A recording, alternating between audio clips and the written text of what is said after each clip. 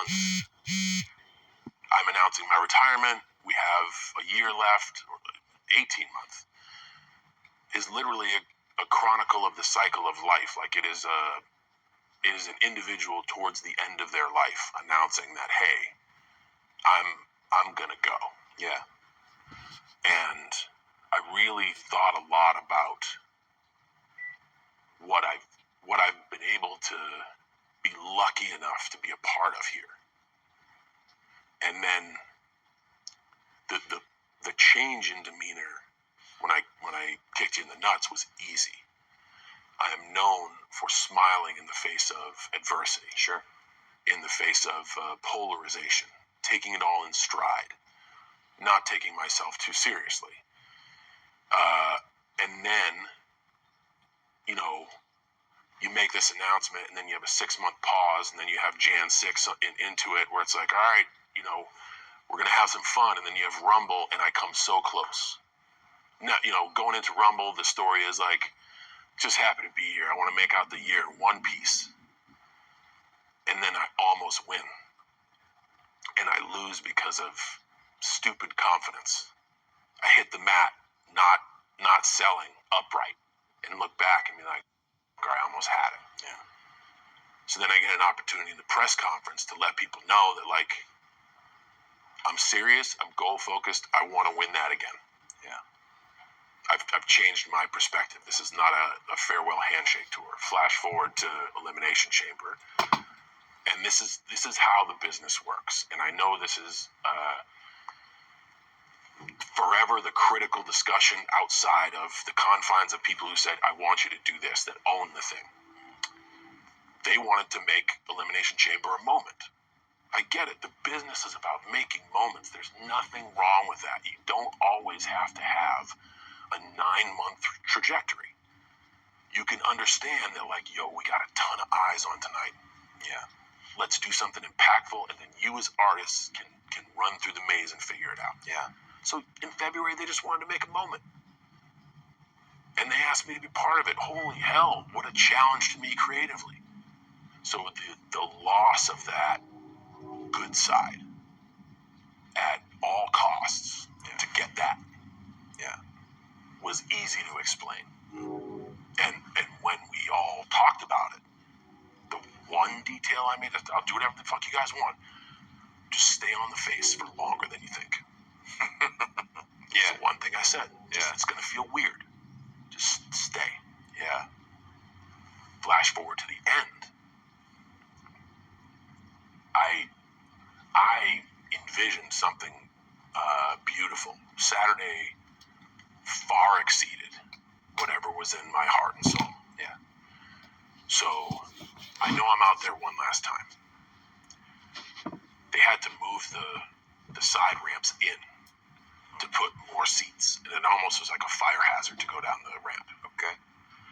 You cannot fit any more. I know it's an old wrestler story, but I'm setting the stage for why I was so filled with joy. You can't fit any more people in there. Yeah. So going up to this event, I made sure everyone I talked to, all the podcasts I did, I'm like, hey, I know you may not think I'm going to retire. I am. I'm comfortable with that. Please just get the closure you need. So I'm hosting a Christmas dinner this year, and I want it to be a bit more decorative. So I asked ChatGPT to help me create a dinner menu. Of course. That was a Because super you quick can't way type to it get... in. So now I'm You out gotta push ChatGPT. They hate the guy I'm working with. They universally cheer me. That is fucking rare. And for the last 5 minutes, everything I preach about story and drama and having a conversation with the audience, the ones I love are in the front row. I know my colleagues are watching on the monitor back there. We're just in a sleeper hole, man. Yeah. Ed Koski brought that up. We're just in a sleeper hole. Sleeper for but sleeper. we're having that conversation with the audience. Yeah. So as I essentially take my last breath, I have struggled. If you think of somebody, the natural causes scenario, or however we picture loss in our life, all of us have been through it. They struggle, they hang on You just can't long just say enough to death. make sure to say goodbye to everybody that's been meaningful in their lives. And that whole day was so many unbelievably vulnerable, meaningful conversations. Yeah. you realize I've connected with everybody I love. Yeah. Physically, I feel great. Because you sold your soul to Satan. Uh, And your I think it's bloodline time to member. take that The last John breath. McCain's bloodline. And that's that. That's the truth. I hate to keep going back morbidly to obituaries, but On like, ancestry. this person died peacefully. He's faced death with a smile. Yes. And knowing that, like, man, we are in a good place. We're going to be great going forward. And this is literally like the bottom of the T-shirt says, "I gave everything. Thank you for everything." Yeah. And that, in that one moment, that was that going peacefully. You know, so like the whole tour, the year story, for me is just the cycle of someone facing the end of their life. The struggles they go with. I got a raw deal. I want this one more time. This will make me happy. This will make me live forever. Yeah. And then realizing, like, You're going to live well, as I've long kind as of they been a let prick you. and gone against my values. And having a good person, somebody you know and love, be like, man, this isn't you, dog. Let's do it the right way. Which connects to our why and helps us tell the story and have a conversation with the audience. Yeah. And then moments with colleagues that I have history with. Yeah. Tributes to everybody I've shared canvas with, or as many people as I could squeeze in one match before you had to take it home. New competitors, so you can pass on the wisdom and knowledge. Heck, the deal in San Diego where we ran everybody who bought a ticket into the ring practically, and can get as many people around that element as like, man, I only have a few more matches left to call. Can we run 27 people down so they can just at least hear the noise? And then to be honored to be in there with somebody who takes the mat as sacred. Yeah. I don't care who likes or doesn't like Gunther. Respect is a core value. It's hard and pure, and he is all about this 20 by 20 box. And whether he does it my way, a wise man once said, just because it's the way John does it doesn't mean it's the way it needs to be done.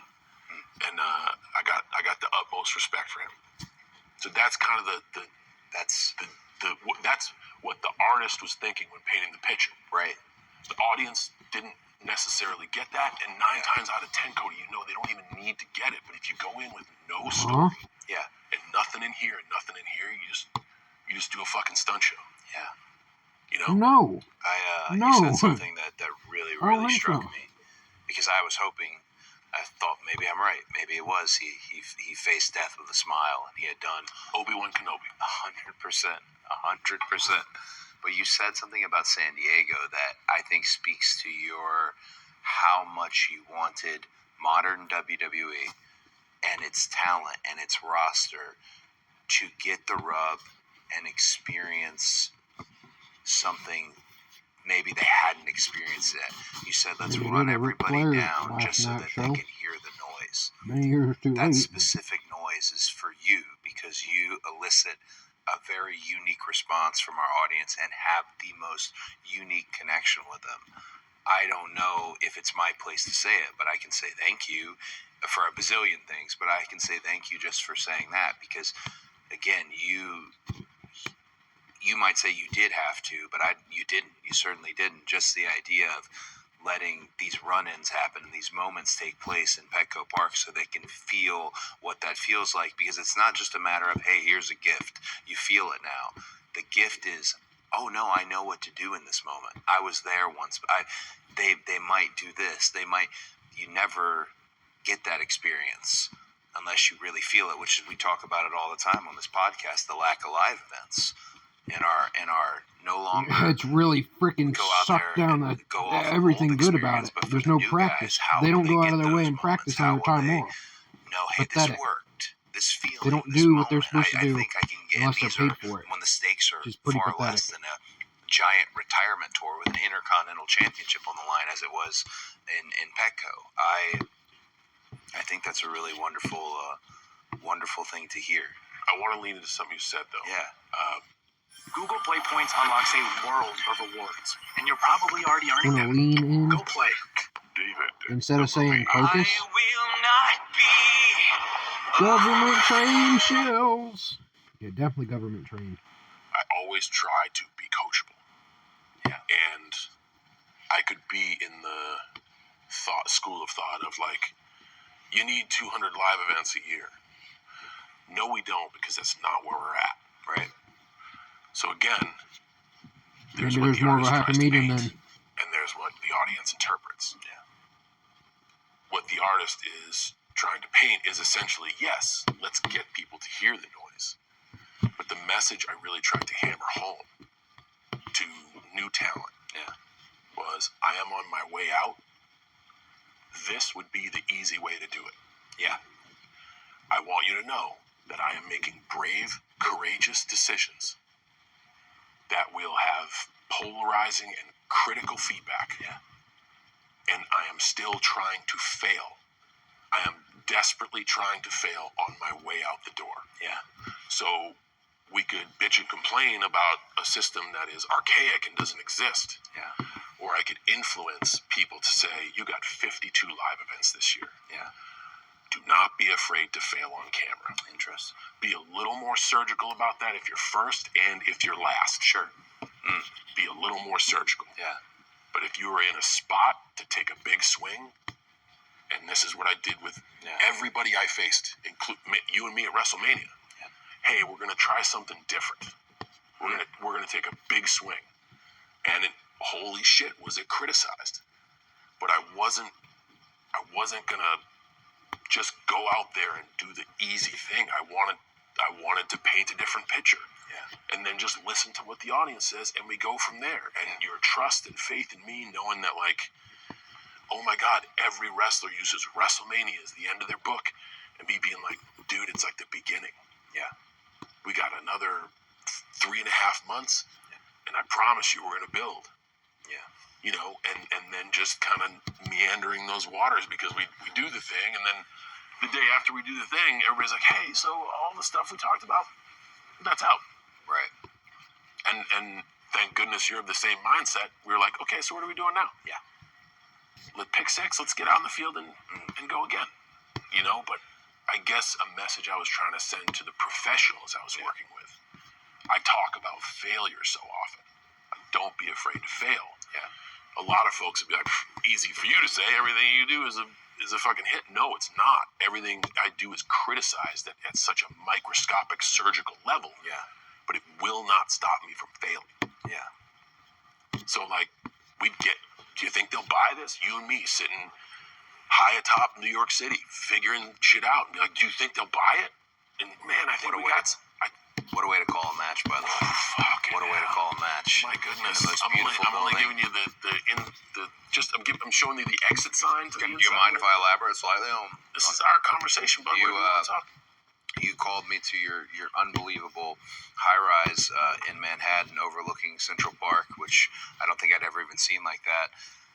And you just said, let's get a cigar. And this place has a burger, too. And I was amazed that we did have a cigar or two and tried various spirits. But somehow in there, an entire story and match was talked about in a way that if that was the only conversation, I would have known exactly what we were doing in the ring the next day. It was, I couldn't have asked for a better way to, we're actually talking about the match now. It was just it was a wonderful experience. I got a good picture from it. This message is sponsored by Raycon. Keep your ears open and your holiday playlist rolling with Raycon's Essential Open Earbuds. These open earbuds let you stay connected to your surroundings while enjoying your favorite music, podcasts, or calls. Perfect for a jog, commute, or just kicking back. Lightweight and all-day comfortable, they never feel bulky and spin while still delivering I think that was crystal plenty.